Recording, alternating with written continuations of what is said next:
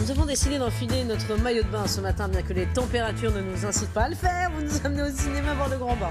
Oui, troisième film de Gilles Lellouche en tant que réalisateur. Première fois qu'il est seul aux manettes. Il a même coécrit le scénario. C'est le film français le plus attendu de cet automne. Il faut dire que l'affiche est surprenante parce qu'il y a 8 hommes en maillot de bain, des paumés, des écorchés de la vie de 40, 50 ans qui se retrouvent toutes les semaines à la piscine municipale pour leur cours de natation synchronisé. Ils sont entraînés par Delphine, alias Virginie Efira, ancienne gloire des bassins, qui est tout aussi brisée qu'eux. Et chacun dans les vestiaires et autour de la piscine va se livrer sur sa vie, ses problèmes d'argent, de couple, d'enfants, de solitude. Et chacun va avancer grâce à ce projet fou, participer au championnat du monde de natation synchronisée masculine. Regardez.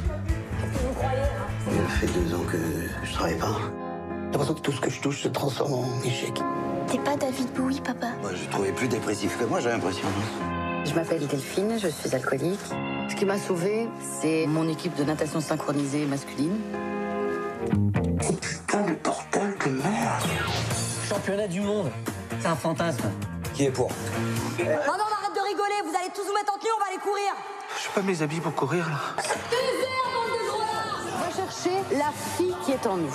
Moi, il n'y a pas de fille en moi. Bien sûr que si, abruti, hein. T'en perdras pas tes trucs pour autant. Au contraire, t'en gagneras peut-être un peu. Bon, écoutez, ça a l'air fort sympathique. Ce film intrigue car le casting est quand même un peu étonnant. Eh ben oui, Canet, Amalric, Poulvord, Anglade, Philippe Catherine, Alban Ivanov, tous réunis sur la même affiche. C'est vraiment une performance. Gilles Lellouche est inspiré d'un reportage sur une équipe de natation synchronisée masculine en Suède pour faire ce film. Et il nous propose vraiment un film choral et il réussit à nous faire découvrir vraiment chaque personnage. Vous l'avez vu, Leila Bekti qui arrive un peu plus tard dans le film est vraiment hilarante en deuxième coach autoritaire et qui n'a que des gros mots à la bouche. Et ça fait du bien de voir à l'écran des hommes normaux, des anti-héros qui parlent de leur douleur avec humour. Comédie et drame se mélangent, on rit, on pleure et c'est pour ça que c'est touchant. On est vraiment ému. Les acteurs se sont entraînés 2 fois par semaine pendant 5 mois et au début, celle qui les coachait était franchement très inquiète. Résultat, ils se sont vraiment surpassés, mais je dois vous le dire, il y a des doublures pour les plans de jambes à l'extérieur de l'eau. Gilles Lellouche a confié qu'elle faisait... Eh ben oui, désolé, ils n'ont pas réussi à aller jusqu'au bout. Anecdote de tournage avec Gilles Lellouche est aux 20h de TF1, écoutez. Je leur ai interdit d'aller